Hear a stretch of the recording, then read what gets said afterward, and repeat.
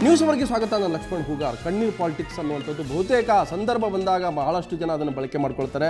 ಭಾವನಾಜೀವಿಗಳು, ರಾಜಕಾರಣಿಗಳು ಅನೇಕ ಬಾರಿ ಆ ರೀತಿಯ ಭಾವನೆಗಳ ಮೂಲಕವೇ ಮತದಾರರನ್ನು ಸೆಳೆಯುವಂಥ ಪ್ರಯತ್ನ ಮಾಡ್ತಾರೆ. ನಿಜಕ್ಕೂ ಕೂಡ ಮತದಾರದಕ್ಕೆ ಮನಸೋಲ್ತಾರೆ ಅನ್ನೋದು. ಸೊ ರಾಷ್ಟ್ರ ರಾಜಕಾರಣದಲ್ಲಿ, ರಾಜ್ಯ ರಾಜಕಾರಣದಲ್ಲಿ ಈ ರೀತಿಯ ಕಣ್ಣೀರು, ಭಾವನೆ, ಉದ್ವೇಗದಲ್ಲಿ ಅನೇಕ ನಾಯಕರು ತಮ್ಮದೇ ಆದಂಥ ಲೆಕ್ಕಾಚಾರವನ್ನು ಹಾಕ್ಕೊಂಡಿರ್ತಾರೆ. ಆದರೆ ಈಗ ಎಐಸಿಸಿ ಉಪಾಧ್ಯಕ್ಷ, ಯುವ ನಾಯಕ ಕಾಂಗ್ರೆಸ್ನ ರಾಹುಲ್ ಗಾಂಧಿ ಕೂಡ ನಿನ್ನೆ ಮಧ್ಯಪ್ರದೇಶದ ಚುನಾವಣಾ ಪ್ರಚಾರದಲ್ಲಿ ಒಂದು ರೀತಿ ಭಾವ ಜೀವಿಯ ರೀತಿ ಮಾತನಾಡಿದ್ದಾರೆ. ನನ್ನ ಅಜ್ಜಿಯನ್ನು ಕೊಂದರು, ನನ್ನ ತಂದೆಯನ್ನು ಕೊಂದರು, ನನ್ನನ್ನು ಕೊಂದರೂ ಕೂಡ ನಾನು ಅದ್ರ ಬಗ್ಗೆ ತಲೆ ಕೆಡಿಸ್ಕೊಳ್ಳೋದಿಲ್ಲ, ಯಾಕಂದರೆ ಕೋಮು ಸಂಘರ್ಷ ವಿರುದ್ಧ ಹೋರಾಟ ಮಾಡ್ತೀನಿ, ಬದ್ಧತೆಯನ್ನು ಇದೆ, ಭಯೋತ್ಪಾದನೆಯ ಬಲಿಪಶು ಅನ್ನುವಂಥ ಹೇಳಿಕೆಯನ್ನು ಕೊಟ್ಟಿದ್ದಾರೆ. ಸೊ ಇದೇ ಇವತ್ತಿನ ನ್ಯೂಸ್ ಅವರ ಸಬ್ಜೆಕ್ಟ್, ಕಣ್ಣೀರು ಪಾಲಿಟಿಕ್ಸ್. ಬಹುತೇಕ ಕಣ್ಣೀರು ಅಂತಂದ್ರೆ ಕಣ್ಣೀರು ಹಾಕಿದಾರಂತಲ್ಲ, ಎಲ್ಲೋ ಒಂದು ಕಡೆ ಈ ರೀತಿಯ ರಾಜಕಾರಣದ ಮೂಲಕ ಒಂದು ಚುನಾವಣೆಯಲ್ಲಿ ಮತಗಳನ್ನು ಪಡೀಲಿಕ್ಕೆ ನಡೆಸಿರ್ತಕ್ಕಂಥ ತಂತ್ರವನ್ನುವಂಥದ್ದು. ಸೊ ನಿನ್ನೆ ಮಧ್ಯಪ್ರದೇಶದಲ್ಲಿ ಕಾಂಗ್ರೆಸ್ನ ಯುವರಾಜ ರಾಹುಲ್ ಗಾಂಧಿ ಯಾವ ರೀತಿಯಾಗಿ ತನ್ನ ಅಜ್ಜಿ, ತನ್ನ ತಂದೆಯ ಒಂದು ಹತ್ಯೆಯನ್ನು ಪ್ರಸ್ತಾಪ ಮಾಡಿದ್ರು, ನನ್ನನ್ನು ಕೂಡ ಹತ್ಯೆ ಮಾಡಿದ್ರು, ನಾನು ತಲೆ ಕೆಡಿಸ್ಕೊಳ್ಳೋದಿಲ್ಲ ಅನ್ನುವಂಥದ್ದು ಆ ಹೇಳಿಕೆಯನ್ನು ನೋಡ್ಕೊಂಡು ನಾನು ಚರ್ಚೆಯನ್ನು ಶುರು ಮಾಡ್ತೀನಿ. यूपी में आग लगा देंगे, कश्मीर में आग लगा देंगे और फिर आप लोगों को और हमें आग बुझानी पड़ती है. हमें जाना पड़ता है युवाओं के घर में, हमें उनके हाथ पकड़ने पड़ते हैं, हमें उनको ठंडा करना पड़ता है. और इससे देखो, इससे देश का फायदा नहीं होता है, इसका देश का नुकसान होता है, इससे देश का नुकसान होता है, इससे लोग मरते हैं, इससे गुस्सा पैदा होता है. और ये मैंने एक बार नहीं सहा है, सुनो, ये एक बार नहीं सहा है, मैंने 2 बार मेरी दादी को मारा, मेरे पापा को मारा और शायद मुझे भी मार देंगे एक दिन. कोई फर्क नहीं पड़ता मुझे. तो ये मैंने आपसे दिल की बात करनी थी, दिल की बात कर दी. ಇದು ನಿನ್ನೆ ರಾಹುಲ್ ಗಾಂಧಿ ಮಧ್ಯಪ್ರದೇಶ ಚುನಾವಣಾ ಪ್ರಚಾರ ಸಭೆಯಲ್ಲಿ ಮಾಡಿದಂಥ ಒಂದು ಭಾಷಣ, ಭಾವನೆಗಳ ಮೂಲಕ ಬಹುತೇಕ ಮತದಾರನ ಸೆಳೆಯುವಂಥ ಪ್ರಯತ್ನವ ಅಥವಾ ನಿಜಕ್ಕೂ ಕೂಡ ಆ ರೀತಿಯ ನೆನಪುಗಳು ಬಂದವು ಅನ್ನುವಂಥದ್ದು.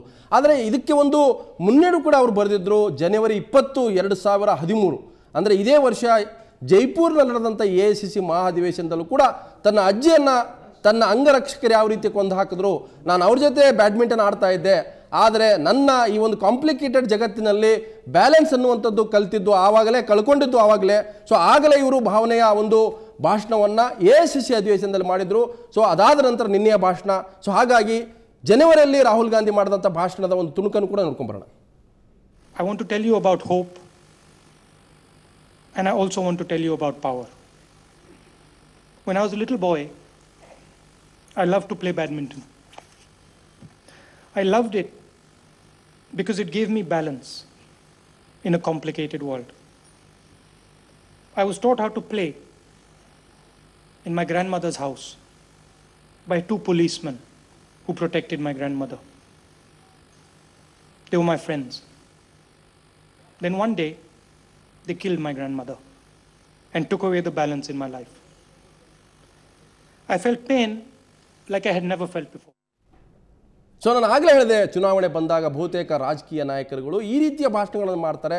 ನಿಜಕ್ಕೂ ಕೂಡ ಇದರ ವಾಸ್ತವ ಎಷ್ಟು, ಇದರಲ್ಲಿ ರಾಜಕೀಯ ಲೆಕ್ಕಾಚಾರ ಎಷ್ಟು, ಆ ಕಾರಣಕ್ಕಾಗಿಯೇ ಇವತ್ತು ಕಣ್ಣೀರು ಪಾಲಿಟಿಕ್ಸ್ ಅನ್ನೋದು. ಕೇವಲ ರಾಹುಲ್ ಗಾಂಧಿ ಈ ರೀತಿಯ ಭಾವನಾತ್ಮಕ ಭಾಷಣ ಮಾಡಿದಾರಂತಲ್ಲ, ಅನೇಕ ರಾಜಕಾರಣಿಗಳು ಚುನಾವಣೆ ಹತ್ತಿರ ಬಂದಾಗ ಅನೇಕ ರೀತಿಯ ಪಗಡೆಗಳನ್ನು ಉರುಳಿಸ್ತಾರೆ. ಸೊ ರಾಹುಲ್ ಗಾಂಧಿ ಈ ರೀತಿಯ ಭಾವನೆಯ ವಿಚಾರಗಳನ್ನು ಅನೇಕ ಬಾರಿ ಪ್ರಸ್ತಾಪ ಮಾಡಿದರೆ, ಅದು ಫುಡ್ ಬಿಲ್ ವಿಚಾರದಲ್ಲೂ ಕೂಡ ನನ್ನ ತಾಯಿಗೆ ಆರೋಗ್ಯ ಸರಿ ಇಲ್ಲದೇ ಇದ್ದರೂ ಕೂಡ ಆ ಫುಡ್ ಬಿಲ್ಲನ್ನು ಜಾರಿಗೊಳಿಸಲಿಕ್ಕೆ ಭಾಳ ಬದ್ಧರಾಗಿದ್ದರು, ಲೋಕಸಭೆಯಲ್ಲಿ ಕೂತಿದ್ರು ಅಂಥದ್ದು. ಸೊ ಈ ವಿಷಯದ ಬಗ್ಗೆ ಚರ್ಚೆ ಮಾಡ್ತೀನಿ. ಈಗಾಗಲೇ ಲೋಕಸಭಾ ಚುನಾವಣೆಗೆ ಒಂದು ರೀತಿ ಅಘೋಷಿತ ಡಂಗುರ ಸಾರಲಾಗಿದೆ. ಆ ಕಾರಣಕ್ಕಾಗಿಯೇ ಇವತ್ತೆಲ್ಲರೂ ಕೂಡ ಚುನಾವಣಾ ಅಖಾಡದಲ್ಲಿ ಧುಮುಕಿದ್ದಾರೆ. ಇವತ್ತಿನ ಈ ವಿಷಯದ ಬಗ್ಗೆ ಚರ್ಚೆಯನ್ನು ಮಾಡಲಿಕ್ಕೆ ನಮ್ಮ ಜೊತೆಗೆ ಅನೇಕ ದಿಗ್ಗಜರಿದ್ದಾರೆ, ಅನೇಕ ಹಿರಿಯ ಪತ್ರಕರ್ತರಿದ್ದಾರೆ, ಪ್ರಮುಖ ನಾಯಕರಿದ್ದಾರೆ. ನಮ್ಮ ಜೊತೆಗೆ ಅತ್ಯಂತ ಹಿರಿಯ ಪತ್ರಕರ್ತರಂತ ಇಮ್ರಾನ್ ಖುರೇಶಿ ಇದ್ದಾರೆ. ಹಾಗೆಯೇ ಇದೇ ಸುದ್ದಿವಾಹಿನಿಯ ಮೊದಲ ಸಂಪಾದಕರಾಗಿ ಕೆಲಸ ಮಾಡುವಂಥ ಹಿರಿಯ ಪತ್ರಕರ್ತ ಶಶಿಧರ್ ಭಟ್ ಇದ್ದಾರೆ. ಹಾಗೆಯೇ ಕಾಂಗ್ರೆಸ್ ಹಿರಿಯ ನಾಯಕರಂತ ಮುದ್ದನ್ಮೇಗೌಡರೆ, ನಮ್ಮ ಈಗಿನ ಸುವರ್ಣ ಸುದ್ದಿವಾಹಿನಿಯ ಪ್ರಧಾನ ಸಂಪಾದಕ ಅನಂತ್ ಚಿನ್ನವರ್ ಇದ್ದಾರೆ, ಅವ್ರ ಜೊತೆ ಚರ್ಚೆ ಮಾಡ್ತಾರೆ. ಹಾಗೆಯೇ ಮೈಸೂರು ಸ್ಟುಡಿಯೋದಿಂದ ನಮ್ಮ ಜೊತೆಗೆ ಬಿಜೆಪಿಯ ಹಿರಿಯ ನಾಯಕ ಗೋ ಮುನ್ಸಂದ್ರು ಕೂಡ ಚರ್ಚೆಯಲ್ಲಿ ಬರ್ತಾರೆ. ನಾನು ಮೊದಲಿಗೆ ಶಶಿಧರ್ ಭಟ್ ಅವ್ರ ಮೂಲಕ ಹೋಗ್ತೀನಿ. ಶಶಿಧರ್ ಭಟ್ರೆ, ಕಣ್ಣೀರಿಗೆ ಒಂದು ರೀತಿಯ ಸೆಳೆತ ಇರುತ್ತೆ, ಭಾವನೆಗೆ ಒಂದು ರೀತಿ ವೋಟ್ ಬ್ಯಾಂಕ್ ಇರುತ್ತೆ. ಇದನ್ನು ನಾನು ಭಾಳ ಪ್ರಸ್ತುತ ಮತ್ತು ಪ್ರಾಕ್ಟಿಕಲ್ ಆಗಂತ ವಿಚಾರ. ರಾಹುಲ್ ಗಾಂಧಿ ಕೂಡ ಪದೇ ಪದೇ ಈ ರೀತಿಯ ಭಾವನಾತ್ಮಕವಾದಂಥ ವಿಚಾರಗಳನ್ನು ಪ್ರಸ್ತಾಪ ಮಾಡ್ತಾ ಇದ್ದಾರೆ. ಅದು ಚುನಾವಣಾ ಅಖಾಡದಲ್ಲಿ 5 ರಾಜ್ಯಗಳ ಚುನಾವಣೆ ಇದೆ, ಲೋಕಸಭೆ ಚುನಾವಣೆ ಬರುತ್ತೆ. ನನ್ನ ಅಜ್ಜಿನ ಕೊಂದರು, ನನ್ನ ತಂದೆನ ಕೊಂದರು, ನನ್ನನ್ನು ಕೂಡ ಕೊಂದರೆ ನಾನು ತಲೆ ಕೆಡಿಸ್ಕೊಳ್ಳೋದಿಲ್ಲ. ಇದು ಯಾವ ರೀತಿಯ ಚುನಾವಣಾ ಪ್ರಚಾರ ಅಂತ? ವಿಷಯಗಳು ಒಂದು ಕಡೆ, ಭಾವನೆ ಇನ್ನೊಂದು ಕಡೆ. ಒಂದು ಮನುಷ್ಯ ಮೂಲಭೂತವಾಗಿ ಭಾವನಾಜೀವಿ, ಆದರೆ ಯಾವುದೇ ಭಾವನೆ ಇದೆಯಲ್ಲ ಅದು ವ್ಯಾಪಾರದ ವಸ್ತು ಅಲ್ಲ. ಅಂದರೆ ನಮ್ಮ ದುಃಖ, ನಮ್ಮ ಹತಾಶೆ, ನಮ್ಮ ಪ್ರೀತಿ ಎಲ್ಲ ಇರುತ್ತಲ್ಲ, ಅದು ಯಾವಾಗ ವ್ಯಾಪಾರದ ವಸ್ತು ಆಗುತ್ತೋ, ಯಾವನು ಲಾಭ ನಷ್ಟ ನಮ್ಮನ್ನು ಗಣನೆಗೆ ಇಟ್ಕೊಂಡು ಆ ವಿಚಾರವನ್ನು ಪ್ರಸ್ತಾಪ ಮಾಡ್ತಾನೋ ಆವಾಗ ಅವ್ರ ಬಗ್ಗೆ ನಾವು ಸಂಶಯದಿಂದ ನೋಡಬೇಕಾಗಿದೆ. ರಾಹುಲ್ ಗಾಂಧಿಯ ಈ ಕಣ್ಣೀರ ಕಥೆನೋ, ಕಣ್ಣೀರಿನ ಇತಿಹಾಸನೋ, ಕಣ್ಣೀರದ್ದು ಏನಿದೆ, ಇದರ ಹಿಂದಿರುವ ಪ್ರಾಮಾಣಿಕತೆ ಏನು? Yes, I can understand. ತನ್ನ ತಂದೆಯನ್ನು ಕಳೆದುಕೊಂಡಂಥ ವ್ಯಕ್ತಿ, ತನ್ನ ಅಜ್ಜಿಯನ್ನು ಕಳೆದ, ಆದರೆ ಆ ನೋವನ್ನು ರಾಹುಲ್ ಗಾಂಧಿ ಒಂದು ವ್ಯಾಪಾರದ ವಸ್ತುವಾಗಿ ಬಳಸ್ತಾ ಇದ್ದಾನೆ ಅನ್ನುವ ಅನುಮಾನ. ಟೈಮ್ ಹೇಳ್ತಾ ಇದ್ರು. Yes, timing. ಯಾಕಂದ್ರೆ ಈಗ ನಂತರ ನೀವು ಸಾರ್ವಜನಿಕರ ಎದುರು ಈಗ ಕಣ್ಣೀರು ಹಾಕುವ ಸಮಯನ ಇದು. ನೀವು ಯಾಕೆ ಕಣ್ಣೀರು ಹಾಕ್ತಾ ಇದ್ದೀರಿ? ಸೊ ಆ ಸಾವನ್ನು ನಿಮ್ಮ ರಾಜಕೀಯ ಭವಿಷ್ಯದ ಜೊತೆಗೆ ನೀವು ಜೋಡಿಸ್ತಾ ಇದ್ದೀರಾ, ಲಾಭ ನಷ್ಟವನ್ನು ಲೆಕ್ಕ ಮಾಡ್ತಿದ್ದೀರಾ, ಈ ಅನುಮಾನ. ಆದ್ದರಿಂದ ನಾನು ರಾಜೀವ್ ಗಾಂಧಿಯವರ ಕಣ್ಣೀರನ್ನು ತುಂಬ ಸಂಶಯದಿಂದ, ಗುಮಾನಿಯಿಂದ ನೋಡ್ತೇನೆ. ಎಸ್, ಮುದ್ದಹನುಮೇಗೌಡ್ರೆ, ರಾಜಕಾರಣದಲ್ಲಿ ಈ ರೀತಿಯ ಅನೇಕ ಸಂದರ್ಭಗಳು, ಅನೇಕ ನಾಯಕನ, ಕೇವಲ ರಾಹುಲ್ ಗಾಂಧಿ ಅಂತಲ್ಲ, ಆದರೆ ರಾಹುಲ್ ಗಾಂಧಿ ನಿಮ್ಮ ಅಂಬ್ಯಾಸಿಡರ್. ಈಗ ಕಾಂಗ್ರೆಸ್ನ ಮಟ್ಟಿನ ಮೋದಿಗೆ ವಿರುದ್ಧವಾಗಿ ಅಥವಾ ಪರ್ಯಾಯವಾಗಿ ನೀವು ಬಿಂಬಿಸುವಂಥ ನಾಯಕ ಅಥವಾ ಭವಿಷ್ಯದ ಪ್ರಧಾನಿ ಅಂತ ತಾವು ಕೂಡ ಹೇಳ್ತಾ ಇದ್ರಿ. ರಾಹುಲ್ ಗಾಂಧಿ ಮುಂದೆ ಅನೇಕ ಜ್ವಲಂತ ಸಮಸ್ಯೆಗಳಿದೆ. ಬೆಲೆ ಏರಿಕೆ ಇದೆ, ಬಡತನ ಇದೆ, ಭಯೋತ್ಪಾದನೆ ಇದೆ, ಪಾಕ್ ಮತ್ತು ಭಾರತ ಮಧ್ಯೆ ನಡೀತಾ ಇರತಕ್ಕಂಥ ನಿರಂತರ ಏನು ಭಯೋತ್ಪಾದಕ ಚಟುವಟಿಕೆಗಳ ಒಂದು ಪ್ರಶ್ನೆ ಇದೆ. ಮೂಲಭೂತ ವಿಷಯಗಳನ್ನು ಬಿಟ್ಟು ಈ ರೀತಿ ವಿಷಯಗಳನ್ನು ತರ್ತಾ ಇದ್ದರ ಹಿನ್ನೆಲೆ ಏನು ಅಂದರೆ ರಾಜಕೀಯ ಲಾಭ. ನೋಡಿ, ಒಂದು ಪ್ರಾಥಮಿಕವಾಗಿ ನಂದು ಅಬ್ಜೆಕ್ಷನ್ ಇರೋದು, ನೀವು ಕಣ್ಣೀರು ಪಾಲಿಟಿಕ್ಸ್ ಅಂತ ಹೇಳ್ಬಿಟ್ಟು ಕ್ಯಾಪ್ಷನ್ ಕೊಟ್ಟು ರಾಹುಲ್ ಗಾಂಧಿಯವರ ಭಾಷಣವನ್ನು ನೀವು ಚರ್ಚೆ ಮಾಡ್ತಾ ಇರ್ತಕ್ಕಂಥದ್ದಕ್ಕೆ ನನಗೆ ಬೇಸಿಕ್ಕಾಗಿ ನಂದು ಅಬ್ಜೆಕ್ಷನ್ ಇದೆ. ಮೊನ್ನೆ ರಾಜಸ್ಥಾನದ ಚೂರುನಲ್ಲಿ ಮಾಡಿದಂಥ ಭಾಷಣದಲ್ಲಿ ಅವರು ಇನ್ಸಿಡೆಂಟ್ಲಿ ಈ mentioned about the death of Shrimati Indira Gandhiji and Rajiv Gandhiji. ಇವತ್ತು ಭಾಷಣದ ವಸ್ತುವೇ ಅದಾಗಿರಲಿಲ್ಲ. ಇವತ್ತು ಚುನಾವಣಾ ಪ್ರಚಾರದ ಸಂದರ್ಭದಲ್ಲಿ ಆನುಷಂಗಿಕವಾಗಿ ಅಂದರೆ ಇನ್ಸಿಡೆಂಟಲ್ ಆಗಿ ಇವತ್ತು ಇಂದಿರಾ ಗಾಂಧಿಯವರನ್ನ ಭಯೋತ್ಪಾದಕರು ಕೊಂದಂಥದ್ದು, ರಾಜೀವ್ ಗಾಂಧಿಯವ್ರನ್ನ ಭಯೋತ್ಪಾದಕರು ಕೊಂದಂಥದ್ದನ್ನು ನಾಳೆ ನನ್ನನ್ನು ಕೊಲ್ಬೋದು, ಬಟ್ ಐ ಡೋಂಟ್ ಕೇರ್ ಅನ್ನೋದು ಅಲ್ಲ. ಒಂದು ನಿಮಿಷ, ಅದನ್ನು ಒಂದು ಸಂದೇಶ ಅದರಲ್ಲಿ ಏನಿತ್ತು ಅಂದರೆ, ನಾವು ಈ ಕುಟುಂಬ ಒಂದು ದಯಮಾಡಿ ನಮ್ಮ ಶಶಿಧರ್ ಭಟ್ರು ಆ ರಾಹುಲ್ ಗಾಂಧಿ ಅವರು ಮಾಡಿದಂಥ ಭಾಷಣದ ಹಿನ್ನೆಲೆ ಎಲ್ಲೋ ಸ್ವಲ್ಪ ಸಂಶಯ ಬರ್ತದೆ ನಾವು ವಿಚಾರ ಒಂದು ಹೇಳೋದ್ರ ಜೊತೆಗೆ ಒಂದು ಪ್ರಾಮಾಣಿಕ ಒಂದು ವಿಚಾರವನ್ನು ಹೇಳಿದರೆ ಚುನಾವಣೆ ಸಂದರ್ಭ ಅಲ್ಲದೆ ಹೋಗಿದ್ರೆ ಈ ಭಾಷಣದ ಬಗ್ಗೆ ಒಂದೇ ನಿಮಿಷ ಹೇಳ್ತೀನಿ ನೋಡಿ. ರಾಹುಲ್ ಗಾಂಧಿ ಅವ್ರನ್ನ ಬೇಸಿಕಲಿ ನೀವು ಅವ್ರನ್ನ ಮೊದಲಿಂದಲೂ ನೋಡ್ತಾ ಇದ್ದೀರಿ, ಅವ್ರಲ್ಲಿ ಒಂದು ರೀತಿಯ ಮುಗ್ಧತೆ ಇದೆ, ಒಂದು ರೀತಿ ಪ್ರಾಮಾಣಿಕತೆ ಇದೆ. ಒಂದು ನಿಮಿಷ, ಪ್ರಾಮಾಣಿಕತೆ ಇದೆ. He has mentioned about two great personalities, late Indira Gandhiji and late Rajiv Gandhiji. It is these two persons whose family has sacrificed and they themselves have sacrificed for the sake of this country. ನೀವು ಅದರಿಂದ ಅಂತ ವ್ಯಕ್ತಿಗಳ ಬಗ್ಗೆ incidentally ಭಾಷಣದ ಮಧ್ಯೆ ಅವರು ಭಾವನಾತ್ಮಕವಾಗಿ ಆ ವಿಚಾರವನ್ನು ಹೇಳಿದಾಗ ಅದರಿಂದ ಎಲ್ಲೋ ಒಂದು ಕಡೆ ಕಣ್ಣೀರಿನ ರಾಜಕಾರಣ ಇದೆ ಅಂತ ಅನ್ನೋದನ್ನ trying to read in between the lines. Yes, Imran G, ನಾನು ಹೇಳ್ತಾ ಇರ್ತಕ್ಕಂಥದ್ದು, ರಾಹುಲ್ ಗಾಂಧಿ ಇದೇ ಮೊದಲು ಬಾರಿ ಭಾಷಣ ಮಾಡಿಲ್ಲ, ಹಿಂದೆ ಕೂಡ ಅನೇಕ ಬಾರಿ ಭಾಷಣ ಮಾಡಿದ್ದಾರೆ. ಪವರ್ ಅನ್ನೋಂಥದ್ದು ಪಾಯ್ಸನ್ ಅಂತ ನನ್ನ ತಾಯಿ ಹೇಳಿದ್ರು, ಪವರ್ ಚೇಂಜ್ ಮಾಡಬೇಡಿ ಅಂತ ಹೇಳಿದ್ರು. ಪವರ್ ಏನು ಅಂತಂದರೆ ಯಾರು ಬಲ ಇಲ್ವೋ ಅಂಥವ್ರಿಗೆ ವಾಯ್ಸ್ ಆಗಬೇಕು ಅನ್ನೋ ಮಾತು ಹೇಳಿದ್ರು. ಒಂದು ಕಡೆ ಆರ್ಡಿನೆನ್ಸು, ಯಾರು ಕಳಂಕಿತ ಎಂಪಿಗಳನ್ನು ರಕ್ಷಣೆ ಮಾಡುವಂಥ ಆರ್ಡಿನೆನ್ಸ್ ಬರುತ್ತೋ ಆ ಸಂದರ್ಭದಲ್ಲಿ ಭಾವಯುಗದಲ್ಲಿ ಹೊರಗಡೆ ಬರ್ತಾರೆ, ಯಾರೂ ಹೇಳೋದಿಲ್ಲ, ಅವರೇ ಬಂದು ಮಾತಾಡ್ತಾರೆ. ಇವತ್ತು ರಾಹುಲ್ ಗಾಂಧಿ ಈ ಕೋಮು ಸಂಘರ್ಷ ವಿರುದ್ಧ ನಾನು ಹೋರಾಟ ಮಾಡುವಾಗ ನನ್ನ ತಲೆ ಹೋದರೂ ಪರವಾಗಿಲ್ಲ ಅಂತಂದರೆ, ಸೊ ಇಂಡೈರೆಕ್ಟ್ಲಿ ಯಾರು ಕೋಮು ಸಂಘರ್ಷಕ್ಕೆ ದಡ್ಡಿಯಾಗೋರು ಅಂದರೆ BJPಗೆ ಅವರೆಲ್ಲ ಟಾರ್ಗೆಟ್ ಮಾಡ್ತಾ ಇದ್ದಾರೆ. ಅಂದರೆ ಈ ಡಿವೈಡಿಂಗ್ ದಿ ವೋಟ್ ಬ್ಯಾಂಕ್ ಅನ್ನುವಂಥದ್ದು ಒಂದು ಆರೋಪ. ಮೊದಲನೇದಾಗಿ ನಾನು ನಿಮ್ಮ ಪ್ರಪೋಸಿಷನ್ ಏನಿದೆಯೋ, ಇದು ಕಣ್ಣೀರು ಪಾಲಿಟಿಕ್ಸ್ ಅಂತ ಹೇಳ್ತಾ ಇರೋದು, ಅದು ಪೂರ್ತಿ ನಾನು ಅದಕ್ಕೆ ಒಪ್ಕೊಳ್ಳೋದಿಲ್ಲ. ಒಂದು ಏನಂದರೆ ಸ್ವಲ್ಪ ಮಟ್ಟಿಗೆ ಇದೆ, ಜಾಸ್ತಿ ಮಟ್ಟಿಗೆ ಇಲ್ಲ. ಆದರೆ ಇದು ಈ ಭಾಷಣದಿಂದ ಮತ್ತು ಅದು ಮಧ್ಯಪ್ರದೇಶ ಭಾಷಣದಲ್ಲಿ ಅವರು ಸೋನಿಯಾ ಗಾಂಧಿ ಮೈ ಹುಷಾರಿಲ್ಲ, ಆದ್ರೂ ಅವ್ರ ಫುಡ್ ಬಿಲ್ ಇದು ಪಾಸ್ ಮಾಡೋಕ್ಕೆ ಲೋಕಸಭೆಯಲ್ಲಿ ಕೂತಿದ್ರು ಅದೆಲ್ಲ ಅಂತ ಹೇಳ್ದಲ್ಲ, ಅದರಿಂದ ಇದು ಮೋಸ್ಟ್ ಅಗ್ರೆಸಿವ್ ಸ್ಪೀಚ್ ಅಂದರೆ ರಾಹುಲ್ ಗಾಂಧಿದು ಈ ರಾಜಸ್ಥಾನ್ ಸ್ಪೀಚ್ದು. ಇದಕ್ಕೆ ಮುಂಚೆ ಯಾವುದು ಈ ಥರ ಇಷ್ಟು ಅಗ್ರೆಷನ್ ಇರಲಿಲ್ಲ ಅವ್ರ ಸ್ಪೀಚಲ್ಲಿ. ಆದರೆ ಇದರಲ್ಲಿ ಒಂದು ಭಾಳ ಸ್ಪಷ್ಟವಾಗಿ ಭಾಳ ಕ್ಲಿಯರಾಗಿ ಅವರು ಸ್ವಲ್ಪ ಮೆಸೇಜಸ್ ಕಳಿಸ್ತಾ ಇದ್ದಾರೆ. ಯಾರ್ಯಾರಿಗೆ ಕಳಿಸ್ತಾ ಇದ್ದಾರೆ ಅವರು? ಒಂದು BJPಗೆ ಕಳಿಸ್ತಾ ಇದ್ದಾರೆ. ನಾನು ಈ ಕಮ್ಯುನಲ್ ಪಾಲಿಟಿಕ್ಸ್ ನಾವು ಇಷ್ಟು ದಿನ ಸುಮ್ಮನೆ ಇದ್ವಿ, ಕಾಂಗ್ರೆಸ್ ಪಾರ್ಟಿ ಒಳಗಡೆನೇ ಕ್ರಿಟಿಸಿಸಮ್ ಇತ್ತು, ಇದು ಕಮ್ಯುನಲಿಸಮ್ ಬಗ್ಗೆ ನಾವು ಏನು ಮಾಡ್ತಾ ಇಲ್ಲ ಅಂತ ಹೇಳಿ, ಯಾರಿಗೆ ಮೋದಿಗೆ ಕೌಂಟ್ರ್ ಮಾಡೋಕ್ಕೆ, BJPದು ಕ್ಯಾಂಪೇನ್ ಕೌಂಟ್ರ್ ಮಾಡೋಕ್ಕೆ. ಅದು ಒಂದು ಕೌಂಟ್ರ್ ಮಾಡ್ತಾಯಿದ್ದಾರೆ.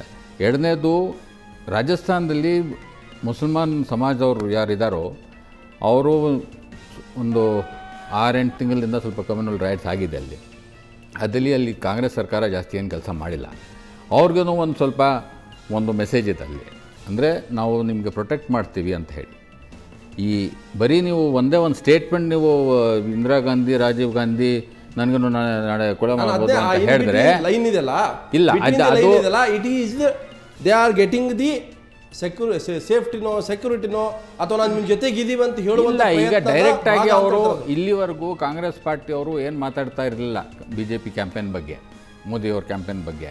ಆದರೆ ಇದು ಫಸ್ಟ್ ಟೈಮ್ ಅವರು ಕಮ್ಯುನಲಿಸಮ್ ವರ್ಸಸ್ ಸೆಕ್ಯುಲರಿಸಮ್ದು ವೋಟ್ ಬಗ್ಗೆ ಅವರು ಡೈರೆಕ್ಟಾಗಿ ಒಂದು ಭಾಷಣ ಮಾಡಿದ್ದಾರೆ. ಶಶಿಧರ್ ಭಟ್ರು ನಾನು ಅದಕ್ಕೆ ಅದನ್ನು ಹೇಳಿದ್ರೆ ಡಿವೈಡಿಂಗ್ ಆಗ್ತಾ ಇದೆ ಅಂತ ಹೇಳ್ತಾರೆ. ಡಿವೈಡ್ ಮಾಡೋಕ್ಕೆ ಹೇಳ್ಬೋದು, ನನ್ನ ತಂದೆನ ಸಾಯಿಸಿದ್ರು, ನನ್ನ ಅಜ್ಜಿನ ಸಾಯಿಸಿದ್ರು ಅಂತ ಅವ್ರು ಭಾಳ ಜಿನೇನಾಗಿ, ಅಥವಾ ಆ ನೋವು ಇದೆ ಅವರಿಗೆ, ನಾನು 15 ವರ್ಷದಿಂದ ನೋವನ್ನು ನುಂಗ್ಕೊಂಡಿದ್ದೀನಿ ಅನ್ನುವಂಥ ಮಾತುಗಳಿದ್ರೂ ಕೂಡ ನೀವು ಹೇಳಿದ್ರಿ ಟೈಮ್ ಅನ್ನೋದು.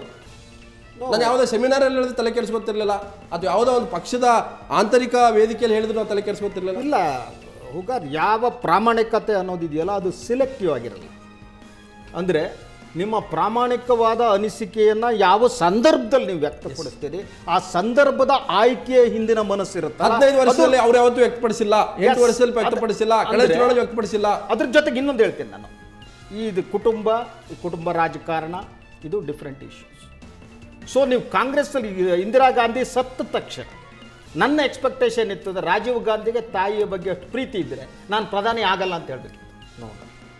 ನೀವು ಒಂದು ಸಾವನ್ನು ಅಧಿಕಾರ ರಾಜಕಾರಣಕ್ಕೆ ಬಳಸಿಕೊಳ್ಳುವ ಪರಿ ಇದೆಯಲ್ಲ, ಅದ್ರ ಬಗ್ಗೆ ನನ್ನ ಆಕ್ಷೇಪ ಇದೆ. ಇವರ ಪ್ರಾಮಾಣಿಕತೆ ನಡುವೆ ಕೂಡ ರಾಹುಲ್ ಗಾಂಧಿಯನ್ನು ಅಷ್ಟು ಗಂಭೀರವಾಗಿ ಪರಿಗಣಿಸಬೇಕು ಅಂತ ನಾನು ಅಂದ್ಕೊಂಡಿಲ್ಲ. ಹಾಗಂತ ನಾನು ಮೋದಿ ಸಪೋರ್ಟ್ ಮಾಡ್ತೇನೆ ಅಂದರೆ I reject Modi, but at the same time Rahul Gandhi ಪ್ರಧಾನಿಯಾಗುವುದಕ್ಕೆ ಬೇಕಾದ ಪೂರ್ವ ಸಿದ್ಧತೆಗಳು ಅವನಿಗಿಲ್ಲ ಅಂತ ನಾನು ನಂಬಿದ್ದೇನೆ. ಇಂದಿರಾ ಗಾಂಧಿಗಿದ್ದಂಥ ಒಂದು ತರಬೇತಿ ನೆಹರು ಇದರಲ್ಲಿ ಇಲ್ಲ. ಸೊ ಈ ರಾಹುಲ್ ಗಾಂಧಿ ಒಂಥರ ಇನ್ನೂ ಕೂಡ ಬಬಲ್ ಗನ್ ತಿನ್ನುವ ಮಗು ಇದ್ದಾಗೆ. ಬಟ್ ಆ ಮಗು ಅದಕ್ಕೆ ಯಾವಾಗ ಅಳಬೇಕು, ಯಾವಾಗ ನಗಬೇಕು ಅನ್ನೋದು ಅರ್ಥ ಆಗ್ತಾ ಇಲ್ವೇನೋ ನನ್ನ ರಿಯಾಕ್ಷನ್ ಯಾಕೆ ಕೊಡ್ತಾ ಇದ್ದೀನಿ ಅಂತಂದರೆ, ಅವ್ರು ಹೇಳ್ತಕ್ಕಂಥದ್ದು ಭಯೋತ್ಪಾದನೆಯ ಬಲಿಗಾರರಾಗಿದ್ದೀವಿ ನನ್ನ ತಂದೆ ಅಜ್ಜಿ. ಅದು ಕೋಮು ಸಂಘರ್ಷ ಅಂತ ಹೇಳ್ತಾರೆ. ಈ ಟೆರರಿಸಮ್ಗೂ ಮತ್ತು ಕೋಮು ಸಂಘರ್ಷ ಭಾಳ ಡಿಫ್ರೆನ್ಸಿಯೇಷನ್ ಇದೆ. ಅದಕ್ಕೆ ಕೇಳ್ತಾರೆ, ಅದು ಕೇಕ್ ಕಟ್ ಮಾಡ್ತಾ ಇದ್ದಾರೆ ರಾಹುಲ್ ಗಾಂಧಿ ಅಂತ. ಎಕ್ಸಾಕ್ಟ್ಲಿ. ಒಂದು ನರೇಂದ್ರ ಮೋದಿಯ ಎಂಟ್ರಿ ಏನಿದೆ, that is sent shivers down the spines of Congress ಅಂತ ಹೇಳಿ, ಅದು ಕಾಂಗ್ರೆಸ್ನವ್ರು ಒಪ್ಕೊಳ್ಳಿಕ್ಕಿಲ್ಲ, ಆ ಥರದ್ದು ಒಂದು ಆಗಿದೆ. So there is the clear division ನಾವು ಮೀ ಆ್ಯಂಡ್ ಯು ಅಂಥೇಳಿ. ನನ್ನ ಪಕ್ಷವನ್ನು ನಾನು ಕರೆಕ್ಟಾಗಿ ಗುರುತಿಸ್ಕೊಳ್ತೀನಿ, ನಿನ್ನ ಪಕ್ಷವನ್ನು ನೀನು ಕರೆಕ್ಟಾಗಿ ಗುರುತಿಸ್ಕೊ, ಲೆಟ್ಸ್ ಫೈಟ್ ಅನ್ನೋ ಥರದ. ನಾನು ಮುದ್ದಹನುಮೇಗೌಡರ ಮಾತನ್ನು ಯಾಕೆ ಒಪ್ಪೋದಿಲ್ಲ ಅಂತಂದರೆ, ಇನ್ಸಿಡೆಂಟಲ್ ಅಂತ ಹೇಳ್ತಾರೆ. It's not incidental, it is A design ಅಂತ ಹೇಳಿ. ನನ್ನ ತಾಯಿಗೆ ಆರೋಗ್ಯ ಸರಿ ಇರಲಿಲ್ಲ, ಫುಡ್ ಸೆಕ್ಯೂರಿಟಿ ಬಿಲ್ ಪಾಸ್ ಮಾಡೋದಲ್ಲೇ ಹೋಗಬಾರ್ದು ಅಂತ ಅಳ್ತಾ ಇದ್ರು ಅಂತ ಹೇಳೋದ್ರ ಮೂಲಕ ನನ್ನ ತಾಯಿ ಅಲ್ಲಲ್ಲ ಹೇಳ್ತಾರೆ, ನನ್ನ ತಾಯಿ ಆರೋಗ್ಯ ಸರಿ ಇಲ್ಲ ಅಂತ ಒಂದು ಕಡೆ ಹೇಳ್ತಾರೆ. ನೆಕ್ಸ್ಟ್ ಸ್ಪೀಚಲ್ಲಿ ಹೇಳ್ತಾರೆ, ನನ್ನ ಅಜ್ಜಿನ ಕೊಂದರು, ನನ್ನ ಅಪ್ಪನ ಕೊಂದರು, ನಾನು ಸಾಯಕ್ಕೆ ಸಿದ್ಧ ಅಂತೇಳಿ. He is clearly trying to encash this sympathy. ಈಗ ಏನಾಗ್ಬಿಡಿ ಅಂದರೆ, we can look at it in 2 ways. Shashidhar ಭಟ್ರು ಹೇಳಿದಾಗೆ ಏನೋ ಬಬಲ್ ಗಮ್ ತಿನ್ನೋ ರಾಹುಲ್ ಗಾಂಧಿ ಅನ್ನೋ ಥರದ ಒಂದು ಇಮೇಜು ಇದುವರೆಗೂ ಇತ್ತು. But is trying to deliberate ಆಗಿ ಚೇಂಜ್ ಮಾಡ್ಕೊಳ್ಳೋ ಥರದ ಪ್ರಯತ್ನ ನಡೀತದೆ. ಕಮಿಂಗ್ ಆಫ್ ಏಜ್ ಅಂತ ಆಗ್ತಾ ಇದೆ. Is trying to come of age. ಇನ್ನೊಂದು ನೆಲೆಯಲ್ಲಿ ನಿಂತು ನೋಡಿದಾಗ it's a bankruptcy of idea on the part of Congress ಅಂತಲೂ ಅನ್ಸುತ್ತೆ. 2 ಟರ್ಮ್ ಆಳ್ವಿಕೆ ಮಾಡಿರುವಂಥ ಒಂದು ಪಕ್ಷಕ್ಕೆ ನನ್ನ ಸಾಧನೆಯನ್ನು ಹೇಳ್ಕೊಳಕ್ಕೆ ನನಗೇನು ಇಲ್ವಾ? ನಾನು ಮತ್ತೆ ನನ್ನ ಅಜ್ಜ, ನನ್ನ ಅಪ್ಪ, ನನ್ನ ಇನ್ಯಾರದ್ದು ಸ್ಯಾಕ್ರಿಫೈಸ್ ಬಗ್ಗೆ ನಾನು ಮಾತಾಡಬೇಕು ಅಂತಂದರೆ ಕ್ಲಿಯರ್ಲಿ ಕಾಂಗ್ರೆಸ್ ಇಸ್ ನರ್ವಸ್. ಆದರೆ ಇನ್ನೂ ಸ್ಯಾಕ್ರಿಫೈಸ್ ಬಗ್ಗೆನೇ ಕಾಂಗ್ರೆಸ್ ಮಾತಾಡುತ್ತೆ ಆ ಜನರೇಷನ್ ಇನ್ನೂ ಬದುಕಿದೆಯಾ ಅನ್ನುವಂಥದ್ದು ಕೂಡ ಅವ್ರಿಗೆ ಬಹುತೇಕ ಆ ನಂಬಿಕೆ ಇರ್ಬೋದು. ಇಂದಿರಾ ಗಾಂಧಿ ಹೆಸರು, ರಾಜೀವ್ ಗಾಂಧಿ ಹೆಸರು ಬಳಕೆ ಮಾಡಿಕೊಂಡ್ರೆ ಬಹುತೇಕ ಓಟ್ಗಳು ಸಿಗ್ಬೋದು ಅನ್ನೋದು. ನಾನು ಗೋ ಮಸೂದನ ಕೊನೆಗೆ ಯಾಕೆ ಉಳಿಸ್ಕೊಂಡಿದ್ದಾರೆ, ನಾನು ಬ್ರೇಕ್ ಆದ ಮಂತ್ಲಿ ಮಾತಾಡ್ತೀನಿ. ಯಾಕಂತಂದರೆ ಅವ್ರು ಹೇಳ್ತಾ ಇದ್ದಾರೆ ನಮ್ಮಲ್ಲಿ ಮೇರೆ ಪಾಸ್ ಮಾಯ ಅಂತ ರಾಹುಲ್ ಗಾಂಧಿ ಹೇಳಿದ್ರು. ಅವ್ರು ಹೇಳಿದ ಮೇರೆ ಪಾಸ್ ಡೆವಲಪ್ಮೆಂಟ್ ಮೇರೆ ಪಾಸ್ ಸೆಕ್ಯೂರಿಟಿ ಅನ್ನೋ ಅಂತ ಮಾತನ್ನು BJP ಹೇಳುತ್ತೆ. ನಾನು ಗೋ ಮಸೂದನ ನಂತರ ಮಾತಾಡ್ತೀನಿ, ಅದಕ್ಕಿಂತ ಮೊದಲು ಒಂದು ಬ್ರೇಕ್.